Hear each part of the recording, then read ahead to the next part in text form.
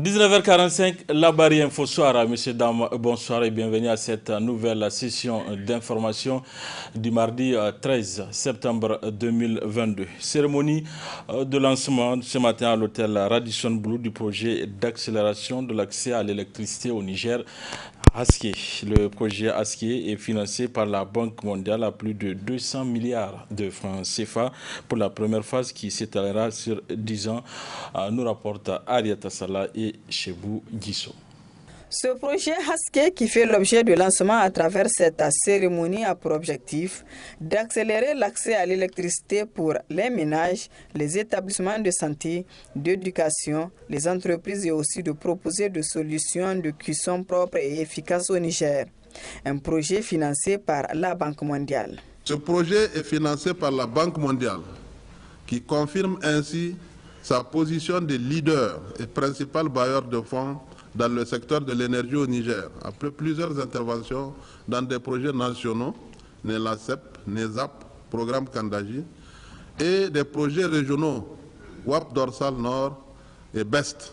C'est le lieu d'attirer l'attention du comité de pilotage, du comité technique et des unités de gestion du projet sur l'exigence de performance qui est la leur pour une bonne réussite de cette première phase qui conditionne le financement des autres phases du projet qui permettront de mobiliser un montant total de 842,5 millions de dollars, 560 milliards de francs CFA à l'horizon 2030. Cet important financement de la Banque mondiale à travers le projet Haske contribuera à la transformation du secteur énergétique et permettra l'accès à l'électricité à plus de 60% de la population d'ici 2030. Ce projet est le premier d'une approche programmatique multiphase d'un montant total de 842,5 millions de dollars, soit l'équivalent de 480 milliards de francs CFA d'ici 2030, qui vise à contribuer à la mise en œuvre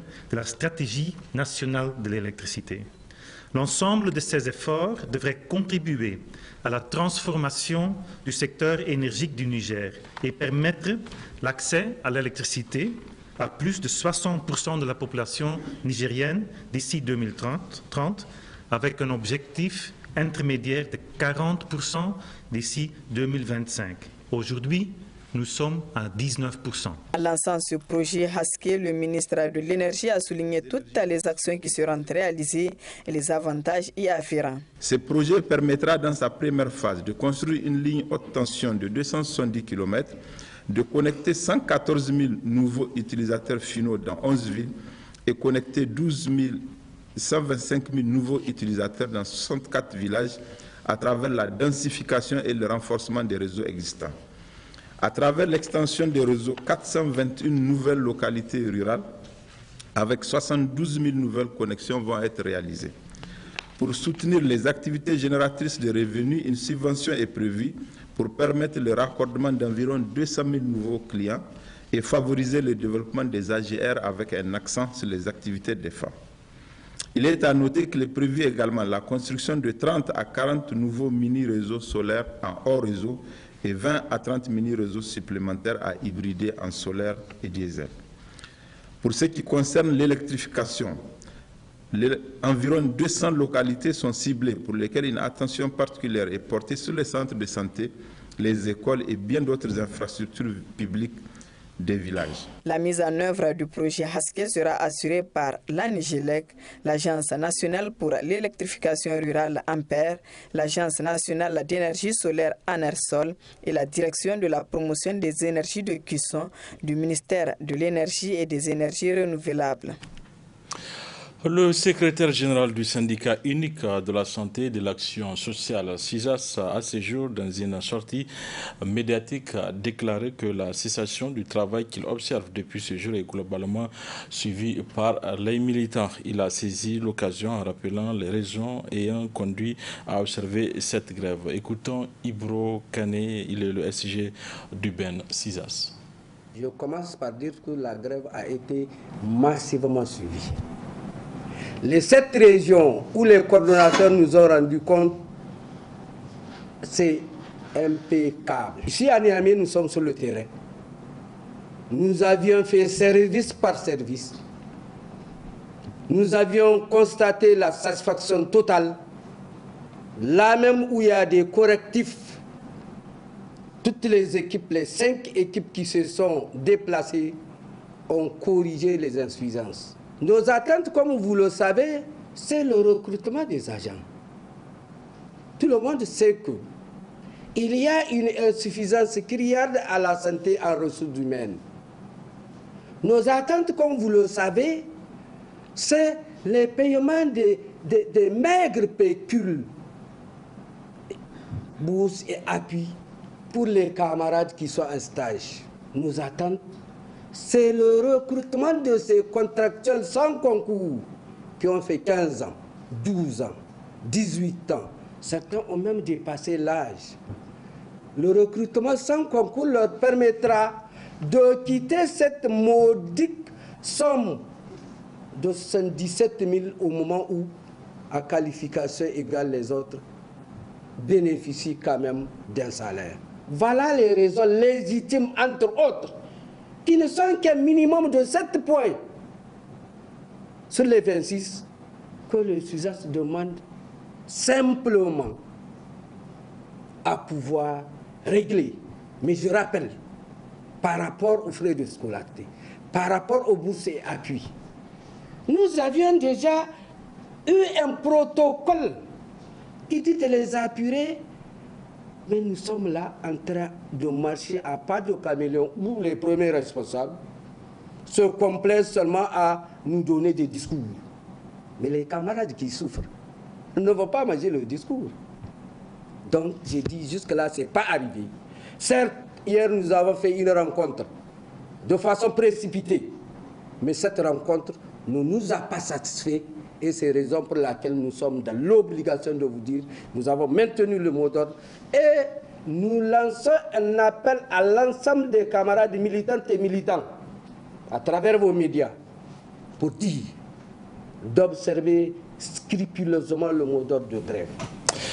Et justement, dans le même ordre d'idée, le ministère de la Santé publique et 2 syndicats de médecins ont signé ce mardi un protocole d'accord sur les revendications des médecins. Les 2 parties se réjouissent du climat qui a prévalu tout au long de ces négociations. C'est dans un compte rendu de Hassan Saleh Mustafa et Boubacar Souley. 2 syndicats du secteur de la santé publique, à savoir le syndicat des médecins spécialistes SMES et celui des médecins, pharmaciens, chirurgiens et dentistes Saint-Famed et le ministère de la Santé publique ont finalement trouvé un terrain d'entente relativement aux différentes revendications des médecins. Des revendications visant à améliorer leurs conditions de vie et de travail. Le gouvernement entend poursuivre le plaidoyer, le paiement mensuel de 300 millions de francs CFA au titre de remboursement des incidences financières au profit des fonctionnaires. Aussi, les 2 parties s'accordent sur la prise en compte du paiement des arrêts aux pharmaciens, médecins et chirurgiens dentistes recrutés en 2019 et 2020 au prochain collectif budgétaire au plus tard le 31 et le paiement interviendra au plus tard le 31 décembre 2022. Du point 4 relatif au rehaussement des indemnités des pharmaciens, médecins et chirurgiens dentistes compte tenu du contexte d'insécurité de la COVID-19 et de la cherté de la vie. Considérant que le secteur de la santé a bénéficié en 2007 d'un régime de primes et indemnités accordées par décret numéro 515 et 516/PRN/MSCP/LCE du 22 novembre 2017. Considérant qu'un comité créé au cabinet du Premier ministre travaille actuellement à l'harmonisation des régimes indemnitaires des agents de l'État, le gouvernement marque son accord pour que le Ben Saint-Famed soumette ses revendications au comité créé au cabinet du Premier ministre à cet effet. En conclusion, les 2 parties se réjouissent du climat de confiance et de la sérénité qui a prévalu tout au long des discussions et se félicitent des travaux auxquels elles sont parvenues.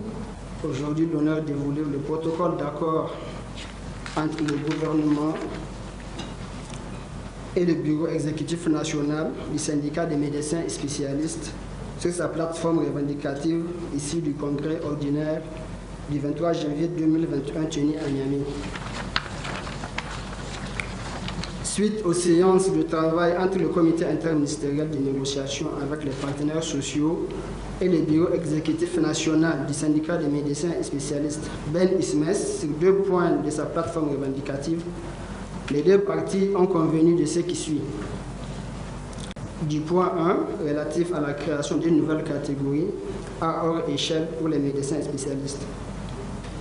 Considérant que cette question est déjà prise en compte dans le projet de révision du statut général de la fonction publique, considérant que la prochaine étape reste la convocation du Conseil consultatif de la fonction publique par le ministère de la fonction publique et de la réforme administrative, les 2 parties s'accordent à mutualiser le plaidoyer pour l'adoption de cette catégorie. Du point 2, relatif à l'intégration du recrutement direct des médecins spécialistes dans le statut général de la fonction publique. Considérant que cette revendication relève plutôt du domaine réglementaire, à savoir par voie de décret pris en Conseil des ministres, les 2 parties s'accordent à mutualiser les plaidoyers en vue de l'adoption de ces 2 projets de texte dans les meilleurs délais. En conclusion, les 2 parties se réjouissent du climat de confiance et de sérénité qui a prévalu tout au long des discussions et se félicitent des résultats auxquels elles sont parvenues. Ce protocole d'accord est intervenu après le 5e round des négociations à la grande satisfaction du gouvernement. Le premier groupe, c'était le SMES, les syndicats des médecins spécialistes, donc, où l'accord a porté donc, sur 2 points, essentiellement donc, de leurs revendications. Nous sommes parvenus, par la grâce d'Allah, à un accord sur l'ensemble des points. La deuxième session a concerné le Symphamed, les syndicats donc, des médecins et donc chirurgiens et dentistes. Là, le protocole est basé sur 4 points de leurs revendications. Là également, nous sommes parvenus à un accord sur l'ensemble des points. Nous nous en félicitons du climat qui a prévalu. C'était un climat donc plein de convivialité, dans le respect mutuel et surtout dans un sens de responsabilité et de réalisme, tant au niveau de la partie gouvernementale que de la partie syndicale. Cette cérémonie de signature du protocole d'accord entre les syndicats des médecins et le ministère s'est déroulée en présence des ministres de la fonction publique, Mme Kafougou Hadiza, et celui de la santé publique, Dr Idi Ilyasu Menassara.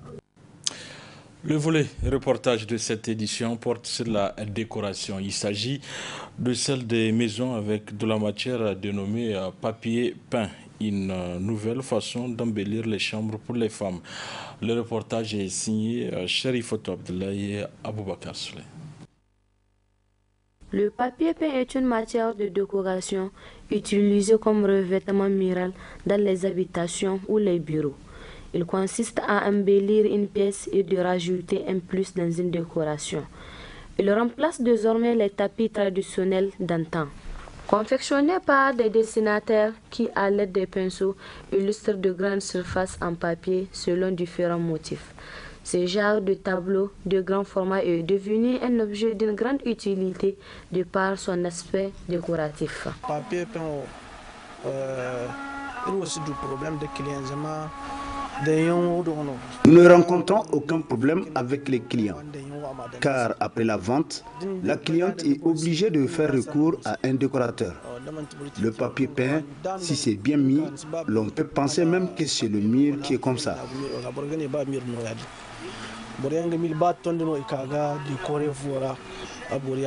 Comme le cachemire ou les traditionnels kunta, les femmes l'utilisent à présent pour rendre beau leur salon. C'est devenu maintenant une mode pour les femmes parce qu'il rend plus esthétique une pièce. Papier peint talam c'est une regada. Papier peint moi go fura, assez une regada. So ni dikanga go fura an fo borandi. Burkan fura aga kan borasi. On c'est une papier peint dans fura. albura bumbo kan adi afura amakani. C'est pour décorer la maison que nous mettons le papier peint sur lui. Il embellit une chambre. Comme mon époux a vu ça, il était tellement content. J'en appelle à toutes les femmes de décorer avec du papier peint. Le temps des cachemires est révolu. Maintenant, c'est le papier peint qui est à la mode. C'est tellement joli et semble naturel. Mais on est bourbois didia, il se fait halzangre manti karuno ki da miroga. O ifayan kanwa, fisibila ngoka wala gondo agabori kumo, agabori ndo kunta agabori nda. Leur importance, c'est que si l'on met du papier peint pour décorer l'intérieur de sa maison, elle sera jolie et d'autres vont même penser que c'est de la peinture. Il y a plusieurs types de papier peint, tout comme les prix varient entre 8 000, 4 000 ou 3 500 selon la qualité. Certains motifs s'adaptent parfaitement, quel que soit le type de décoration, selon les spécialistes. L'on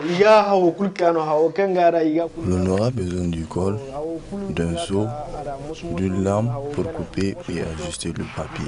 Ensuite, on met du col sur le mur et sur le papier peint. Après, on le place sur le mur. Enfin, pour bien placer le papier peint, on utilise cet objet pour enlever les bulles d'air. Avec le dessin et tout, aboli. En général, la durée de vie d'un papier peint pourra atteindre 7 ans, mais cela dépend aussi de la qualité de la matière. Voilà, allons cette fois-ci à la découverte d'une société dénommée Société estudiantine de formation idéologique, qui est l'initiative d'un étudiant à l'université Abdou Moumouni du nom de Garba Jodi. Quelle est la spécialité de cette société? Élément de réponse à travers ce reportage signé Nafissatou Yahya dans le cadre du partenariat IMS Labari. Du haut de ses 29 ans, Garba Jodi, étudiant en master de droit privé fondamental à l'université Abdou Moumouni de Niamey, n'a pas attendu la fin de ses études pour se trouver un boulot. Mieux, il lance depuis le 11 novembre 2021 sa société estudiantine de formation idéologique CEFI et emploie plusieurs de ses camarades dans les différents services que propose CEFI, notamment la vente du thé. C'est parti d'un simple constat que les gens ont besoin du thé, mais ils n'ont pas le temps pour préparer le thé. Donc, pourquoi ne pas le faire pour eux? C'est après qu'on s'est rendu compte que nous allons rendre un très grand service aux gens dans le fait même de leur permettre d'économiser leur temps. Avec l'initiative, je suis sûr que beaucoup de personnes vont faire économie du temps et d'argent avec notre société. On fait du thé de 50 à 100 francs. Donc, au lieu de dépenser 300 pour poser du thé, avec 50 francs, vous pouvez avoir du thé ou bien 100 francs. 3000 par jour, ce qui équivaut à 90 000 le mois. Le chiffre d'affaires, je peux dire, il est largement suffisant pour couvrir mes besoins.